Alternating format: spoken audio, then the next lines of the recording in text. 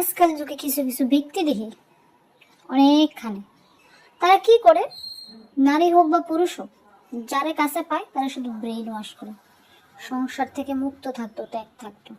এখানে নিজে কিন্তু আবার সংসারে হাতের মুঠো ফেলে রাখে। তারা বুদ্ধিতে শ্বশুরবাড়ি সংসার করলে বা শ্বশুরবাড়ি যায় থাকলে 2-3 দিনের বেশি থাকবা না।